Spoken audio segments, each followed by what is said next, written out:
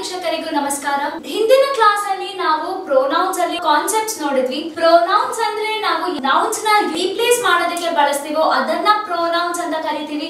Pronounce 8 ತರ ಇರುತ್ತೆ. ಅದರಲ್ಲಿ ನಾವು ಫಸ್ಟ್ 4 ಟೈಪ್ಸ್ ನೋಡಿದ್ವಿ.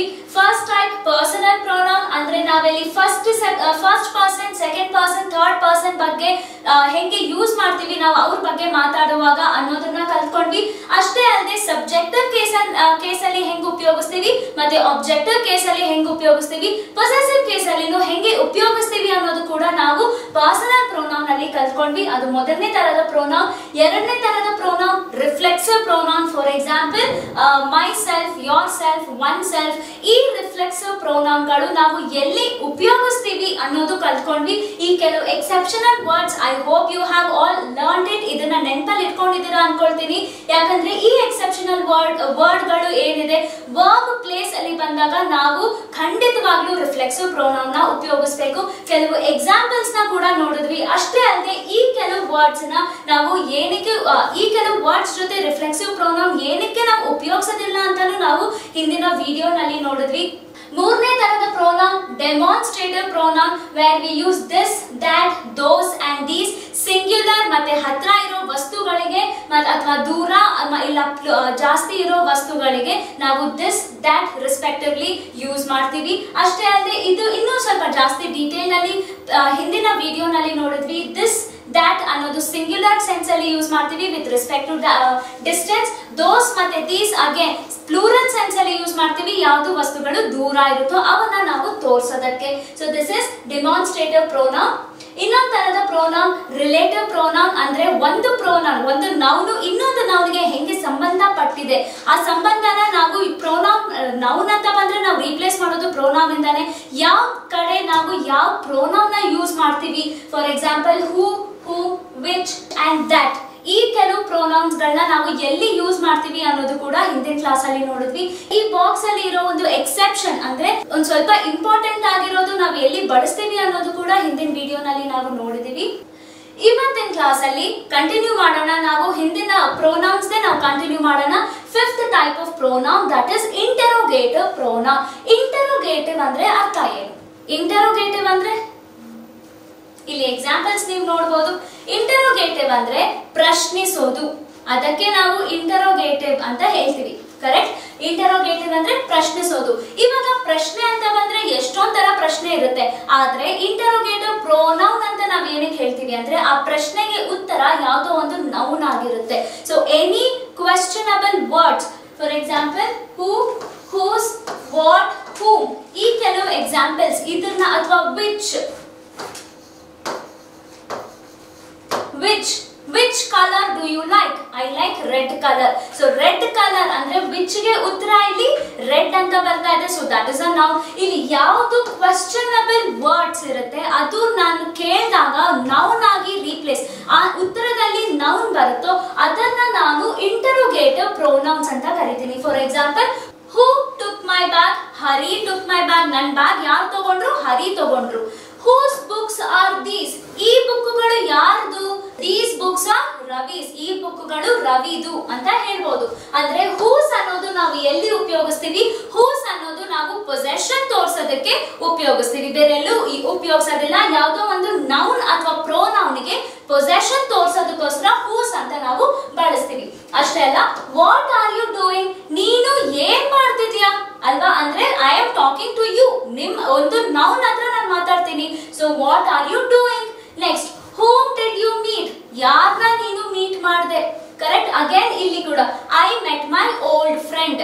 I met my old friend Tina for example. So ನಾನು ನನ್ನ ಹಳೆ ಫ್ರೆಂಡ್ ಟೀನಾನ ಮೀಟ್ ಮಾಡಿದೆ ಅನ್ನೋದಕ್ಕೆ whom did you meet? So ಅಂದ್ರೆ ಇದರಿಂದ ನಮ್ಗೆ ಏನ್ ಅರ್ಥ ಆಗುತ್ತೆ ಅಂದ್ರೆ ಈ ಇಂಟರೋಗೇಟಿವ್ ಪ್ರೊನೌನ್ ವರ್ಡ್ಸ್ ಏನಿದೆ, okay, what, whose, who, which, okay, ಇದು ಎಲ್ಲಾನು ನಾನು ಯಾವಾಗ ಇದಕ್ಕೆ ಉತ್ತರ ಕೊಡುವಾಗ ಆನ್ಸರ್ ಅಲ್ಲಿ ನನಗೆ ನೌನ್ ಅಥವಾ ಪ್ರೊನೌನ್ ಬರುತ್ತೋ ಅದನ್ನ ನಾನು ಇಂಟರೋಗೇಟಿವ್ ಪ್ರೊನೌನ್ ಅಂತ ಕರಿತೀನಿ. Okay, for example which colour do you like? I like red colour. ನಾವು ನೋಡಿದೀವಿ. ಓಕೆ, ನೆಕ್ಸ್ಟ್ ಇಲ್ಲಿ again as I told you whose ಅನ್ನೋದು ನಾವು ಪೊಸೆಷನ್ ಅಲ್ಲಿ ಉಪಯೋಗಿಸ್ತೀವಿ. ಪೊಸೆಷನ್ ಅದು ಲಿವಿಂಗ್ ಥಿಂಗ್ ಗೆ ಮಾತ್ರ ಪೊಸೆಷನ್ ಉಪಯೋಗಿಸೋದು. Okay, they are children whose father was called. ಇದು ಕ್ವೆಶ್ಚನ್ ಅಲ್ಲ, ಆದ್ರೆ ಇದು ಇಂಡೈರೆಕ್ಟ್ ಸೆನ್ಸ್ ಅಲ್ಲಿ ಈ ತರ ನಾವು ಯೂಸ್ ಮಾಡಬಹುದು.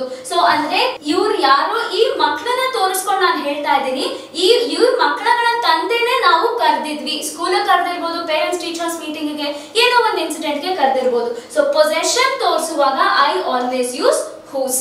Okay, next, this is the pen of which. ಇವಾಗ ನಾನು ನಾನ್ ಲಿವಿಂಗ್ ಥಿಂಗ್ ಅಂದ್ರೆ ನಿರ್ಜೀವವಾದ ವಸ್ತುಗಳಿಗೆ ಪೊಸೆಷನ್ ತೋರಿಸ್ಬೇಕು ಅಂತಂದ್ರೆ ಹೂಸ್ ಅಂತ ನಾನು ಯೂಸ್ ಮಾಡಕ್ಕಾಗಲ್ಲ. So I always use of which. Okay, ನಿರ್ಜೀವವಾದ ವಸ್ತುಗಳಿಗೆ ನಾನು ಪೊಸೆಷನ್ ತೋರಿಸ್ಬೇಕು ಅಂದ್ರೆ ಐ ಯೂಸ್ ಆಫ್ ವಿಚ್. ಅದೇ ಜೀವಂತವಾಗಿರೋ ವಸ್ತುಗಳಿಗೆ ನಾನು ಪೊಸೆಷನ್ ತೋರಿಸ್ಬೇಕು ಅಂದ್ರೆ I use whose. So this is about interrogative pronoun. Interrogative pronoun ಅಲ್ಲಿ ನಾನು ಯೂಸ್ ಮಾಡೋ pronoun ಅದಕ್ಕೆ ಆನ್ಸರ್ ಅಲ್ಲಿ ನನಗೆ nouns ಬರಬೇಕು. ಅದರಲ್ಲಿ ಪೊಸೆಷನ್ ನಾನು ನೋಡಬೇಕು ಅಂದ್ರೆ for living things I use whose, and for non living things possession ತೋರಿಸಬೇಕು ಅಂದ್ರೆ ಐ ಯೂಸ್ ಆಫ್ ವಿಚ್. ಆರನೇ ತರದ ಪ್ರೋನೌನ್ ರೆಸಿಪ್ರೋಕಲ್ ಪ್ರೋನೌನ್. ರೆಸಿಪ್ರೋಕಲ್ ಅಂದ್ರೆ ಒಬ್ಬರಿಂದ ಇನ್ನೊಬ್ಬರಿಗೆ, ಅದಕ್ಕೆ ನಾವು ರೆಸಿಪ್ರೋಕಲ್ ಅಂತ ಕರಿತೀವಿ. ಸೊ ಈ ರೆಸಿಪ್ರೋಕಲ್ ನ ನಾನು ಇಂಗ್ಲಿಷ್ ಅಲ್ಲಿ ಎಷ್ಟು ತರ ಯೂಸ್ ಮಾಡಬಹುದು ಅಂದ್ರೆ, ಒಂದು ಈಚ್ ಅಂಡ್ ಅದರ್ ಅಲ್ಲಿ ಯೂಸ್ ಮಾಡಬಹುದು ಅಥವಾ ಒನ್ ಅನದರ್ ಮುಖಾಂತರ ಯೂಸ್ ಮಾಡಬಹುದು. ಫಾರ್ ಎಕ್ಸಾಂಪಲ್, ಈಚ್ ಅದರ್ ಅನ್ನೋದು ನಾನು ಎಲ್ಲಿ ಬಳಸ್ತೀನಿ? ಯಾರಾದ್ರೂ ಹೇಳ್ಬೋದಾ? ಈಚ್ ಅಂಡ್ ಅದರ್ ಅನ್ನೋದು ನಾನು ಎಲ್ಲಿ ಬಳಸ್ತೀನಿ? ಈಚ್ ಅದರ್ ಅನ್ನೋದು ನಾನು ಯಾವುದೋ ಇಬ್ರು ವ್ಯಕ್ತಿಗಳ ಮಧ್ಯೆ ಕಾನ್ವರ್ಸೇಷನ್ ಇರ್ಬೋದು ಅಥವಾ ಏನೇ ನಡೀತಿರ್ಬೋದು, ಆ ಇಬ್ರು ವ್ಯಕ್ತಿಗಳ ನಡುವೆ ಮಾತ್ರ ಏನಾದ್ರೂ ನಡೀತಿರೋದಕ್ಕೆ ಹೇಳೋದಕ್ಕೆ ನಾನು ಈಚ್ ಅದರ್ ಅಂತ ಬಳಸ್ತೀನಿ. ಓಕೆ, ಸೊ ಇಲ್ಲಿ there should be only 2 people. Each other ಬಳಸುವಾಗ ಆ ಕಾನ್ಸೆಪ್ಟ್ ಅಲ್ಲಿ ಬರೀ ಇಬ್ರು ವ್ಯಕ್ತಿಗಳು ಮಾತ್ರ ಇರಬೇಕು. ಅದೇ ಎರಡಕ್ಕಿಂತ ಜಾಸ್ತಿ ವ್ಯಕ್ತಿಗಳಿದ್ದಾಗ I always use one another. Okay, I always use one another, that is more than 2 persons.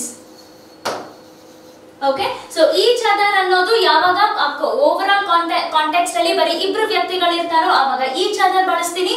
ಯಾವಾಗ ಇಬ್ರು ವ್ಯಕ್ತಿಗಳಿಗಿಂತ ಜಾಸ್ತಿ ಇರ್ತಾರೋ ಆವಾಗ ನಾನು one another ಬಳಸ್ತೀನಿ. For example, both of my sisters love each other ಅಥವಾ one another ಆಗುತ್ತಾ? ಇಲ್ಲಿ already both of my sisters ಅಂತ ಹೇಳಿದ್ದಾರೆ ಅಂದ್ರೆ ಈ ಕಾಂಟೆಕ್ಸ್ಟ್ ಅಲ್ಲಿ ಇರೋದು ಇಬ್ರು ವ್ಯಕ್ತಿಗಳು ಮಾತ್ರ, ನಾನು ಮಾತಾಡ್ತಿರೋದು ಇಬ್ರು ವ್ಯಕ್ತಿಗಳಿಗೆ ಮಾತ್ರ, ಅಂದ್ರೆ I have to use each other. Both of my sisters love each other, one another ಅಲ್ಲ. ಇಲ್ಲಿ all the students in the class help each other ಆಗುತ್ತಾ ಅಥವಾ ಒನ್ ಅನದರ್ ಆಗುತ್ತಾ? ಇಲ್ಲಿ ಏನಾಗ್ಬೋದು? All the students in the class help each other ಅಥವಾ one another? ಇಲ್ಲಿ all ಅಂತ ಇದಾರ, ಇಲ್ಲಿ ಆಲ್ ದ ಸ್ಟೂಡೆಂಟ್ಸ್ ಅಂದ್ರೆ ಇಬ್ಬರಿಗಿಂತ ಹೆಚ್ಚಿನ ಜನ ಇದ್ದಾರೆ, ಅದಕ್ಕೆ ನಾವು ಆಲ್ ಅಂತ ಹೇಳ್ತಾ ಇದೀವಿ. ಅಂದ್ರೆ ಇಬ್ಬರಿಗಿಂತ ಹೆಚ್ಚಿನ ಜನರ ಬಗ್ಗೆ ನಾವು ಮಾತಾಡ್ತಿರೋದ್ರಿಂದ I have to always choose one another. All the students in the class help one another. ಅದೇ ಹಿಂದಿನ ಎಕ್ಸಾಂಪಲ್ ಅಲ್ಲಿ ಆಲ್ರೆಡಿ ಕ್ವೆಶ್ಚನ್ ಅಲ್ಲಿ ಮೆನ್ಷನ್ ಮಾಡಿದ್ದಾರೆ, that is both of my sister. Context ಅಲ್ಲಿ ಇಬ್ರು ವ್ಯಕ್ತಿಗಳು ಮಾತ್ರ ಇರೋದು, ಹಾಗಾಗಿ ನಾನಿಲ್ಲಿ ಈಚ್ ಅದರ್ ಅಂತ ಬಳಸ್ತೀನಿ. Okay, so this is about reciprocal pronoun. Next type of pronoun is universal or indefinite pronoun. Okay, so universal ಅಥವಾ indefinite pronoun ಅಂದ್ರೆ ನಾವು ಯಾರ ಬಗ್ಗೆನೋ ಮಾತಾಡ್ತಿರ್ತೀವಿ ಆದ್ರೆ ಅವರೇ ಅಂತ ಖಚಿತವಾಗಿ ಮಾತಾಡ್ತಿರಲ್ಲ. ಫಾರ್ ಎಕ್ಸಾಂಪಲ್, ಇವಾಗ ಬೇರೆ ತರ I can tell Ravi is my best friend. ಇಲ್ಲಿ ಖಚಿತವಾಗಿ ಯಾವುದೋ ಒಂದು ವ್ಯಕ್ತಿ ಬಗ್ಗೆ ನಾನು ಮಾತಾಡ್ತಾ ಇದ್ದೀನಿ.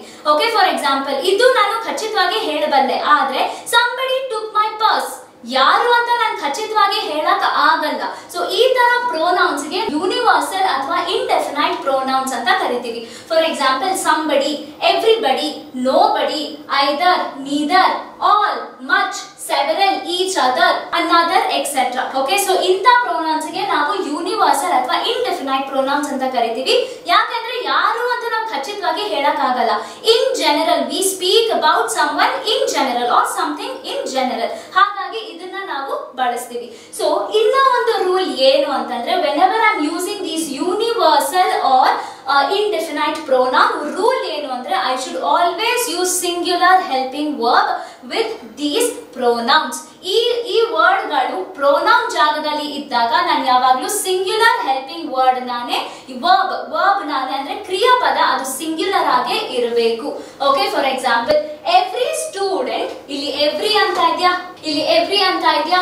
ಸೊ ಎವ್ರಿ ಅಂತಂದ್ರೆ ಯಾರಂತ ನಾನು ಖಚಿತವಾಗಿ ಹೇಳಕ್ ಆಗಲ್ಲ. Correct. So every student has or have his or their book. Every student, ನಾನು ಈ ತರ ವರ್ಡ್ಸ್ ಇದ್ದಾಗ ನಾನು ಕಲ್ತಿದ್ದೇನು ಅಂದ್ರೆ I should always use singular helping verb. Correct. Next, every student has his or their book.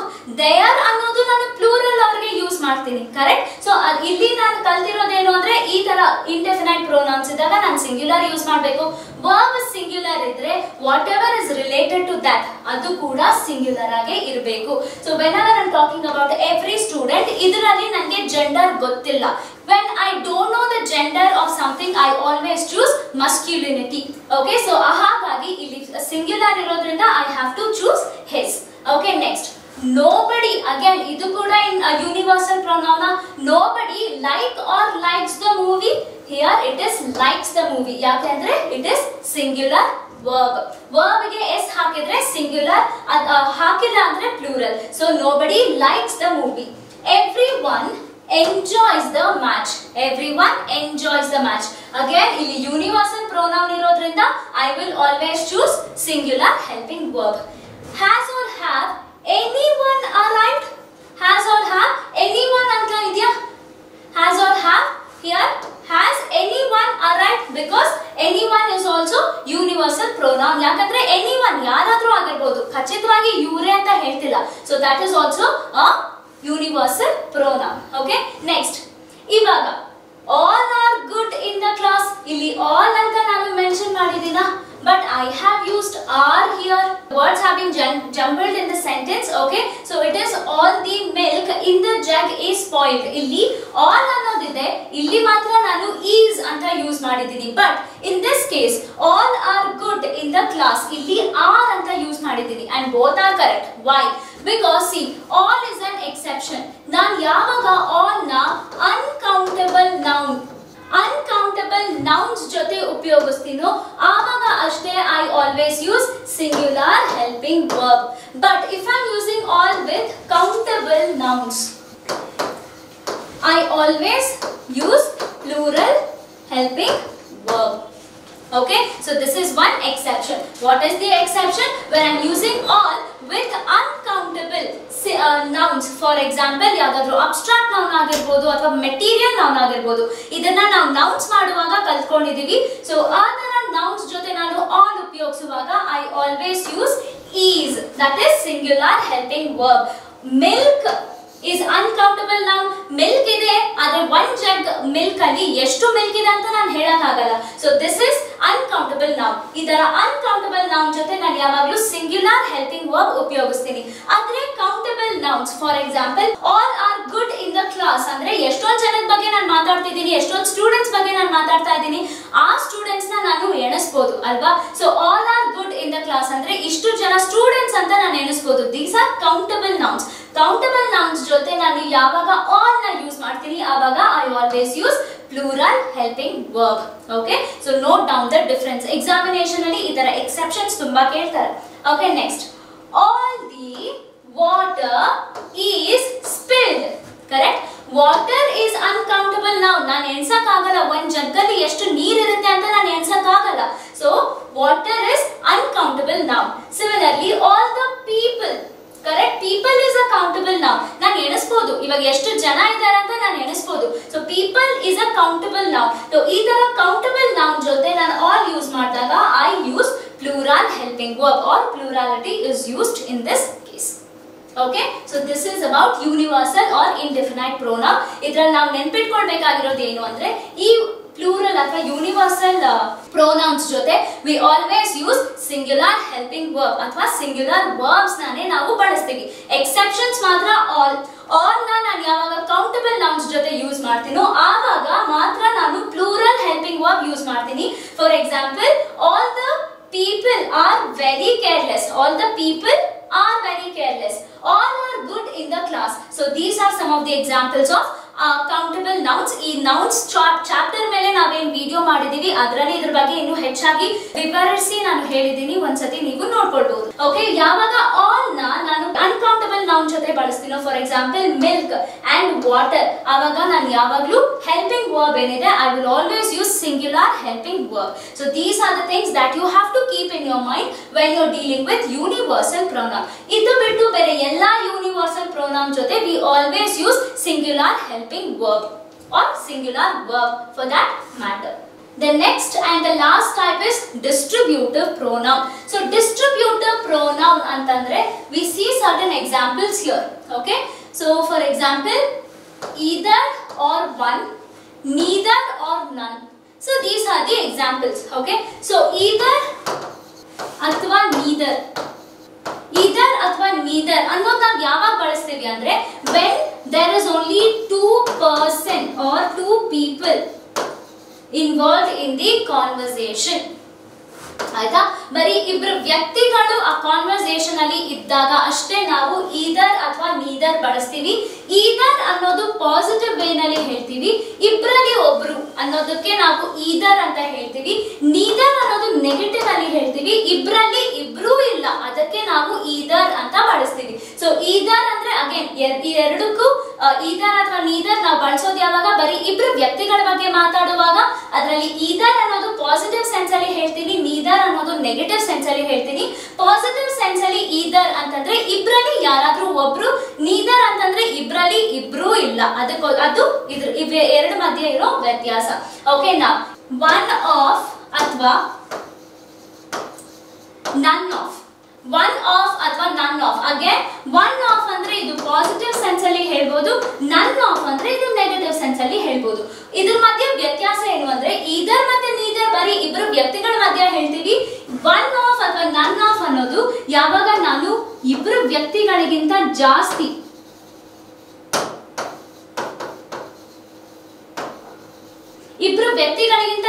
ನಾನು ಕಂಪೇರ್ ಮಾಡಿ ಹೇಳ್ತೀನೋ ಆವಾಗ ನಾನು ಒನ್ ಆಫ್ ಅಥವಾ ನನ್ ಆಫ್ ಅಂತ ಬಳಸ್ತೀನಿ. ಓಕೆ, ಸೊ ಅಗೇನ್ ನನ್ ಒನ್ ಆಫ್ ಅಂದ್ರೆ ಫಾರ್ ಎಕ್ಸಾಂಪಲ್ 10 ಜನದಲ್ಲಿ ಯಾರೋ ಒಬ್ರು ಬರ್ಬೋದೇನೋ ಕಾಲೇಜಿಗೆ ಅಥವಾ ಸ್ಕೂಲಿಗೆ.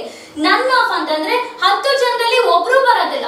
So that is the difference. Okay, so neither ಮತ್ತೆ ನನ್ ಆಫ್ ಅನ್ನೋದು ನಾವು ನೆಗೆಟಿವ್ ಸೆನ್ಸ್ ಅಲ್ಲಿ ಯೂಸ್ ಮಾಡ್ತೀವಿ, ಈದರ್ ಮತ್ತೆ ಒನ್ ಆಫ್ ಅನ್ನೋದು ನಾವು ಪಾಸಿಟಿವ್ ಸೆನ್ಸ್ ಅಲ್ಲಿ ಉಪಯೋಗಿಸ್ತೀವಿ. Now let's come back to our example. Either or one of my friends is or are coming. So either or one of my friends is or are coming. So noun part ಗೆ ಹೋಗೋದಕ್ಕೂ ಮುಂಚೆ ಇಲ್ಲಿ ಈ part ಗೆ ಹೋಗೋಣ.